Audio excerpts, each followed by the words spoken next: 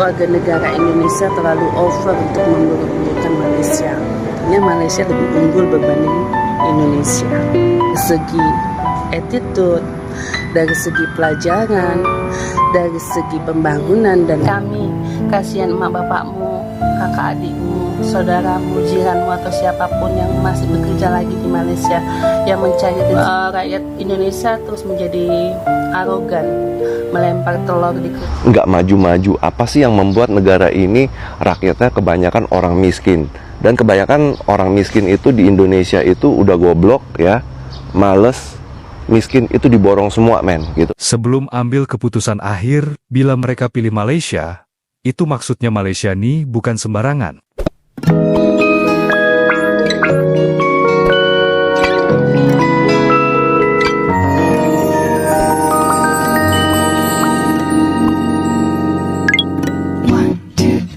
Oh hai, oh halo, hai semuanya. Apa kabar teman-teman?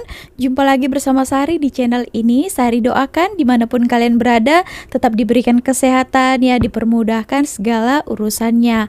Amin. Saya lihat ya orang-orang Indonesia yang kalau sudah keluar negara, sudah ke Malaysia, mereka itu pikirannya itu sudah banyak yang terbuka ya, daripada tinggal di negara sendiri saja ya, tidak tahu keadaan bagaimana di luar sana. Lagi keadaan di Malaysia ini yang saja mereka itu mengatakan Malaysia ya macam-macam lah ya, tapi kalau mereka sudah tinggal di negara ini, sudah berbaur dengan orang-orang Malaysia ya, sudah melihat langsung lah bagaimana Malaysia gitu ya, baru mereka itu oh ternyata orang Malaysia ini tak semacam orang-orang itu katakan, tak seburuk yang disiarkan di TV-TV nasional gitu ya. Oke teman-teman, nah di sini ada wanita Indonesia ini akan sharing perkara yang sudah dia lihat selama ini di Malaysia ya.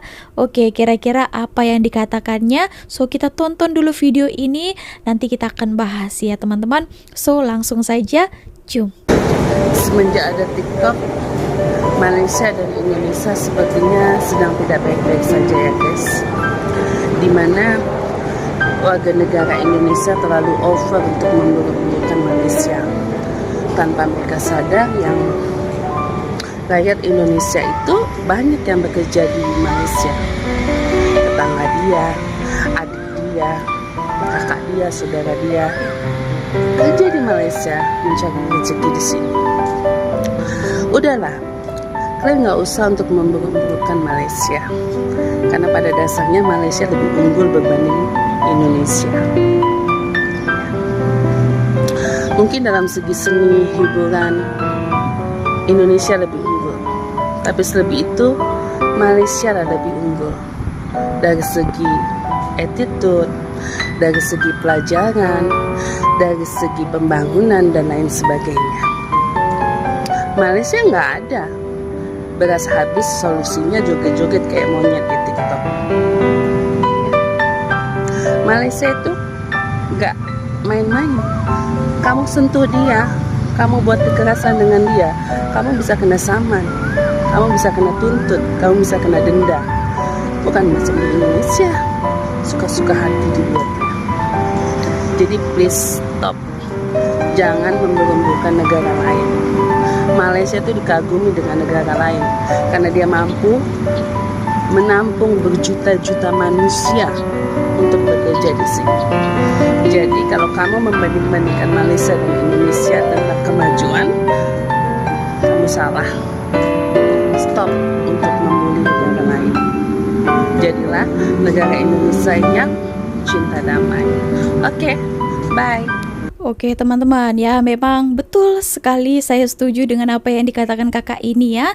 Tadi dikatakannya tanpa mereka sadari ya, mereka sendiri pun yang bekerja di negara ini pun, bahkan mereka yang berkata tidak baik tentang Malaysia, memburukkan Malaysia. Ingat, kalian di sini sudah dibagi kerja ya baik-baik. Kalian sendiri yang menghina negara ini. Kalau kalian tidak suka, buat apa kalian tinggal di sini? Buat apa kalian kerja di sini? Terkadang saya pun rasa geram, kasihan juga dengan Malaysia ya kan, yang selalu dihina, dijelek-jelekan kan dengan sebagian netizen-netizen yang tidak bertanggung jawab ya, dengan netizen yang tak tahu keadaan sebenar di Malaysia ini. Kita bicarakan fakta memang pahit, tapi itulah hakikatnya ya, kita tidak boleh bantah. Sepatutnya kita itu harus belajar lagi. Kenapa Malaysia yang kalian katakan negara kecil bisa seperti ini, bisa membangun, bisa menjadi negara maju gitu ya. Sedangkan kita tidak. Seharusnya kita itu berusaha lagi, lebih giat lagi, kalau mau lebih naik, lebih maju daripada negara lain gitu ya.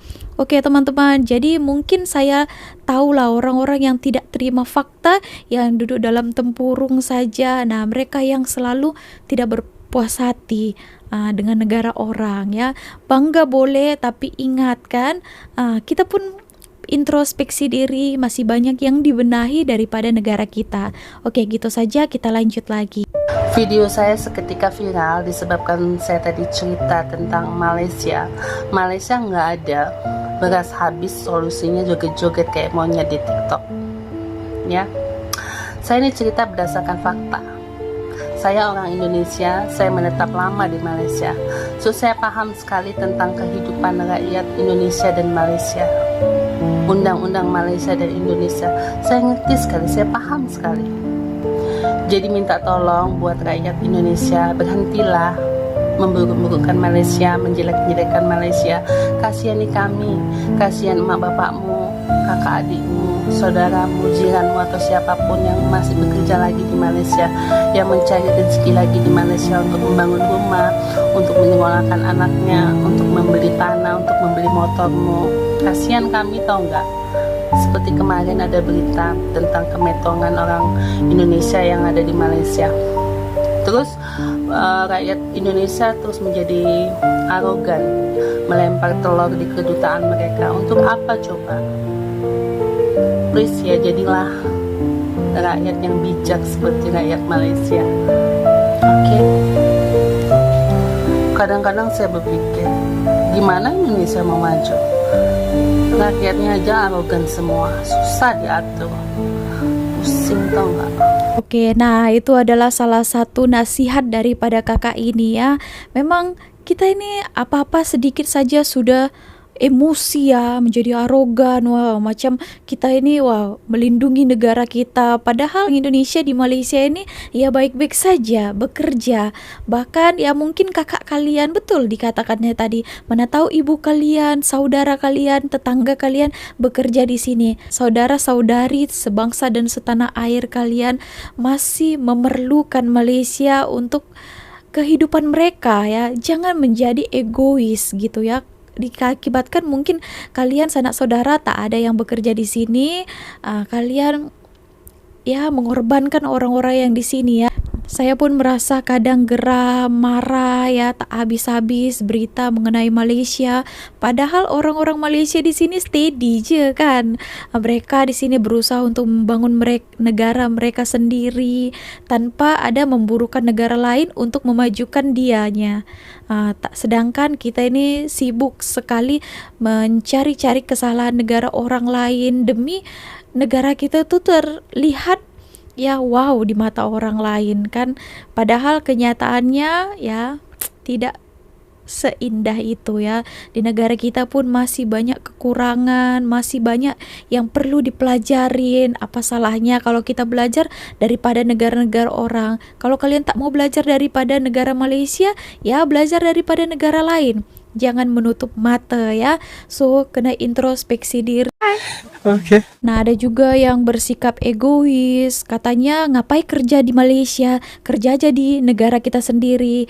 Di negara kita sendiri pun susah sekali mencari pekerjaan. Kalian mau suruh-suruh, yang mengatakan seperti itu pun belum tentu kalian kerja. Jangan-jangan yang mengatakan itu kan tak kerja, pengangguran di negara sendiri. Lebih baik kerja di negara orang, cari rezeki yang halal untuk membahagiakan keluarga di kampung halaman. Saya lihat juga yang kerja di Indonesia itu pun arogan juga ya.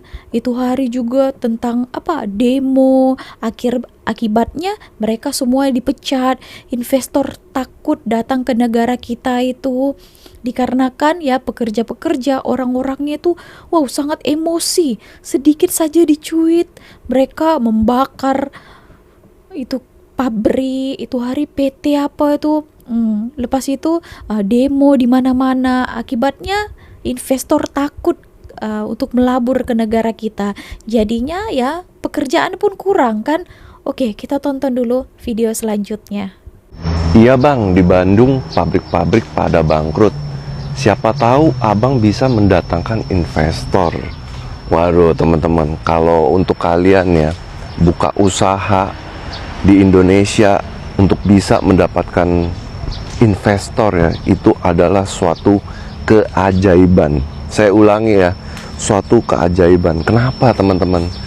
Jadi teman-teman saya yang investor dari luar negeri ya, khususnya di Singapura, Korea, Jepang, Amerika ya, mereka itu berpendapat kalau investasi di Indonesia itu tidak menguntungkan teman-teman. Apalagi potongannya itu sudah ada di depan ya.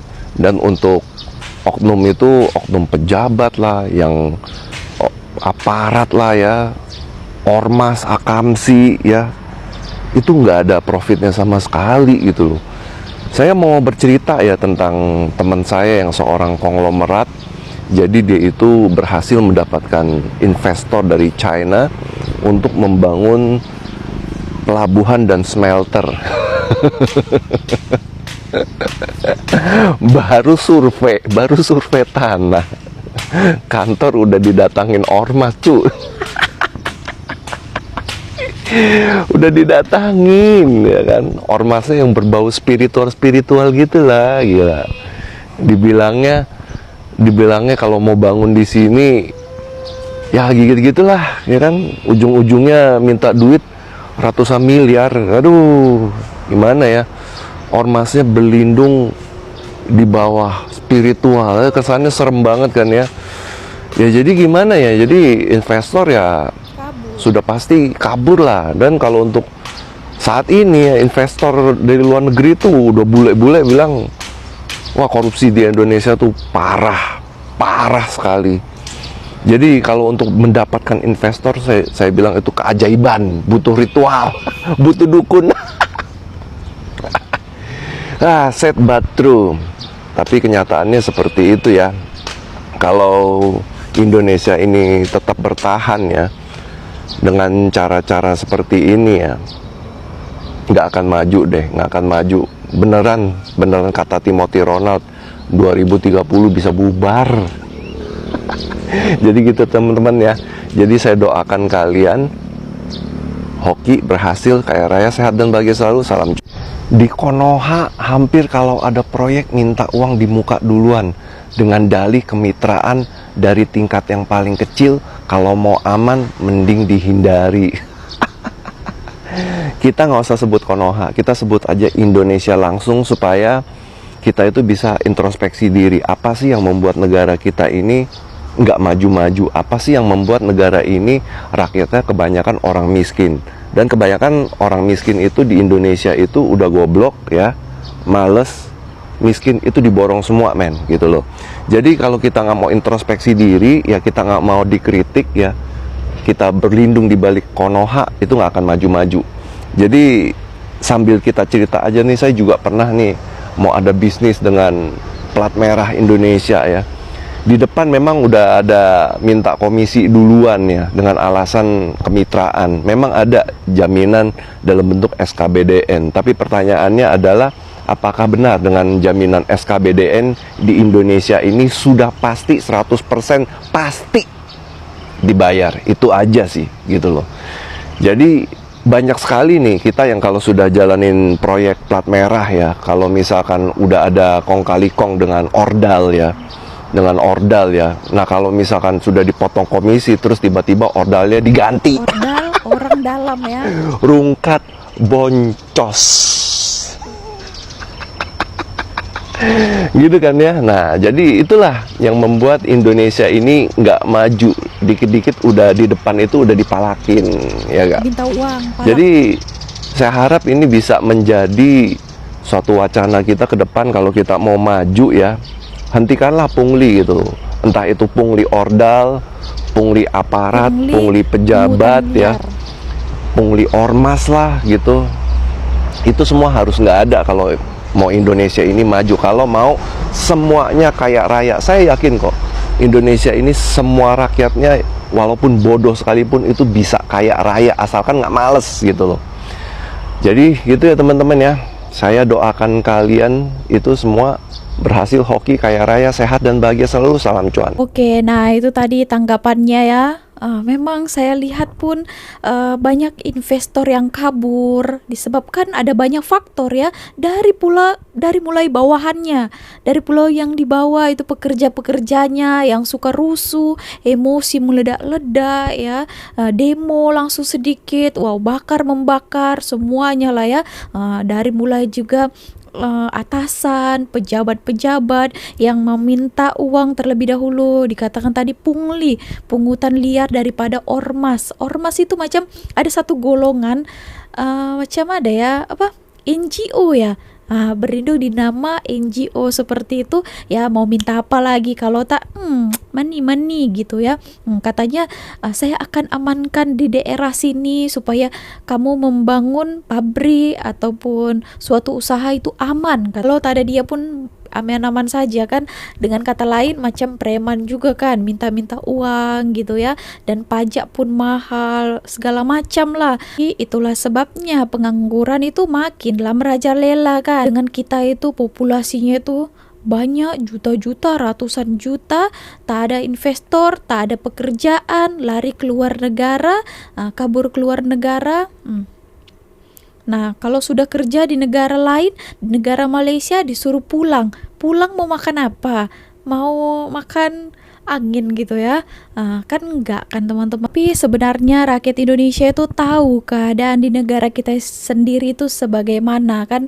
Tapi mereka itu kalau sedikit saja dicuit tentang Malaysia, padahal faktanya sebenarnya mereka pun tahu lah itu kebenaran.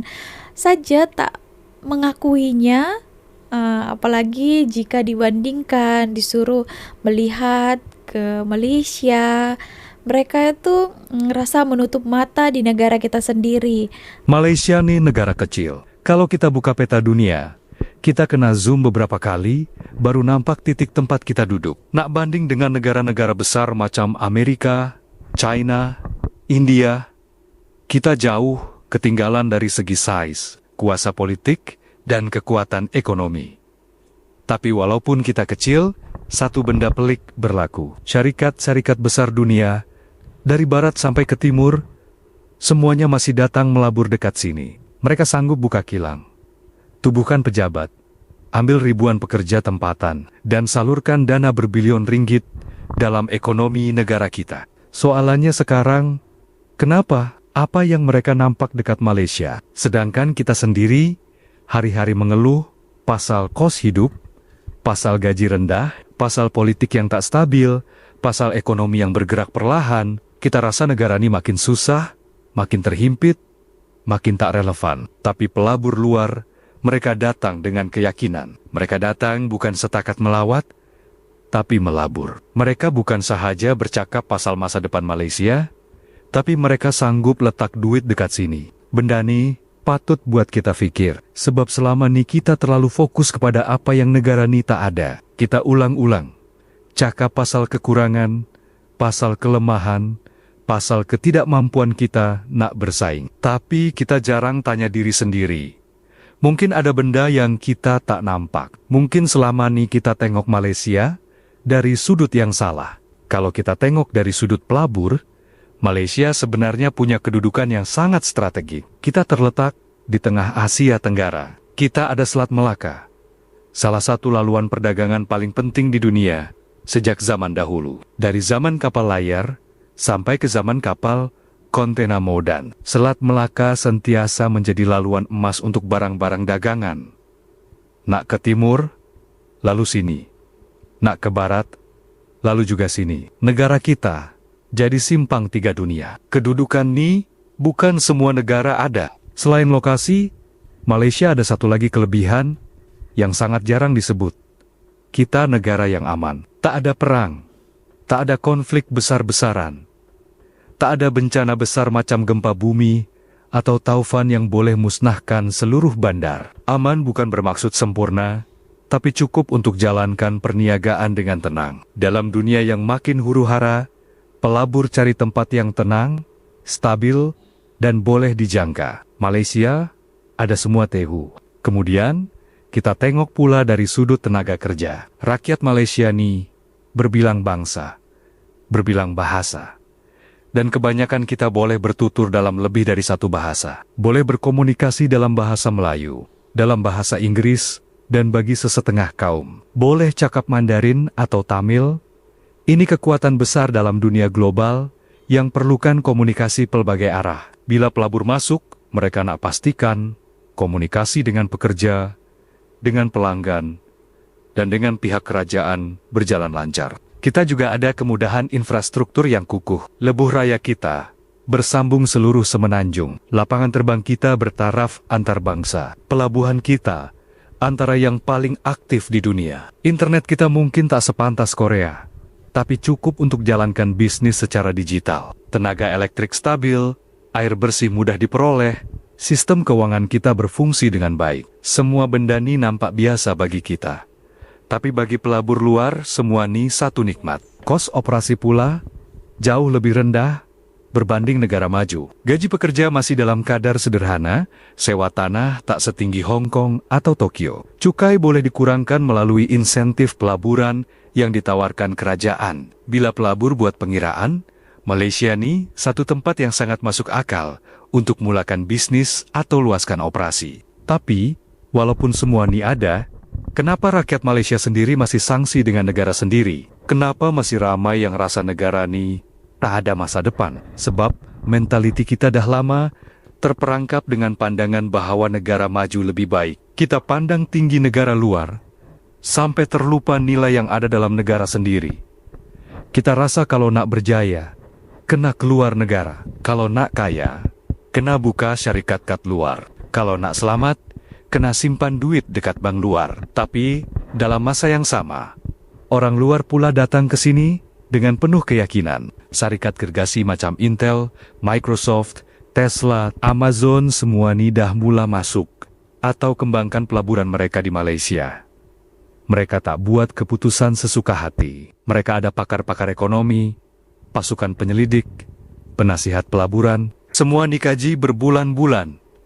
Analisa risiko, perbandingan pasaran, sebelum ambil keputusan akhir. Bila mereka pilih Malaysia, itu maksudnya Malaysia ni bukan sembarangan. Kita tak sedar, bila pelabur luar datang, mereka bukan sahaja bawa duit, tapi bawa sekali ilmu, teknologi, peluang pekerjaan, dan rangkaian global. Mereka bantu kembangkan industri tempatan. Bila syarikat mereka berkembang, syarikat tempatan pun dapat manfaat. Bila mereka latih pekerja kita dapat kemahiran baru. Bila mereka bina kilang, kita dapat hasil sampingan dari pengangkutan, makanan, servis penyelenggaraan, sampai ke pembekal bahan mentah tempatan. Tapi, semua ni kita pandang enteng. Kita hanya nampak kesan jangka pendek. Kita marah bila tengok pelabur luar untung besar. Tapi kita tak tanya, kenapa mereka boleh untung dalam negara kita? Dan kenapa kita sendiri tak buat benda yang sama? Kita ada akses kepada semua peluang ni. Kita, rakyat Malaysia. Kita lebih dekat dengan tanah ni. Kita lebih faham budaya tempatan. Kita lebih tahu selok-belok perniagaan dekat sini. Tapi kita lambat bertindak, lambat percaya, dan lambat ambil peluang. Sebenarnya, bukan saiz negara yang menentukan kekayaan, tapi bagaimana kita manfaatkan setiap inci tanah, setiap orang yang hidup dalam negara, dan setiap peluang yang datang. Negara kecil pun boleh jadi besar kalau rakyatnya berani bermimpi, dan pemimpinnya tahu hala tuju. Kita mungkin kecil pada peta, tapi kalau pelabur gergasi sanggup letak duit dekat sini, itu tanda ada sesuatu yang berharga. Kita cuma perlu ubah cara pandang. Jangan lagi lihat Malaysia sebagai negara kecil yang lemah, tapi lihat sebagai negara yang penuh potensi, Potensi yang sedang diperhatikan dunia luar. Potensi yang kalau kita sendiri tak hargai, satu hari nanti akan dikaut sepenuhnya oleh orang luar. Kalau pelabur luar nampak Malaysia sebagai peluang, kenapa kita tak nampak? Kalau orang lain sanggup bertaruh masa depan mereka dekat sini, kenapa kita sendiri masih tunggu? Kita tak perlu tunggu Malaysia jadi besar untuk percaya. Sebab negara ini mungkin tak akan jadi besar dari segi size, tapi dia boleh jadi sangat besar dari segi pengaruh dan kekuatan ekonomi kalau rakyatnya sendiri berani percaya dan bertindak. Itu tadi videonya itu juga sebagai nasihat lah ya. Mungkin video ini kan melihat size negara juga menentukan negara itu boleh maju dan berkembang. Kita lihat contohnya di negara kita dekat sini saja, Singapura, biarpun mereka negara kecil tapi mereka itu cukup dipandang di negara luar ya. Negara besar pun belum tentu juga maju kan, seperti itu. Nah, Malaysia walaupun kecil juga banyak peluang. Tengok banyak investor yang masuk, mereka pun berduyun-duyun ke sini untuk melabur ke negara ini. Karena apa? Karena ada sesuatu yang berharga di negara ini.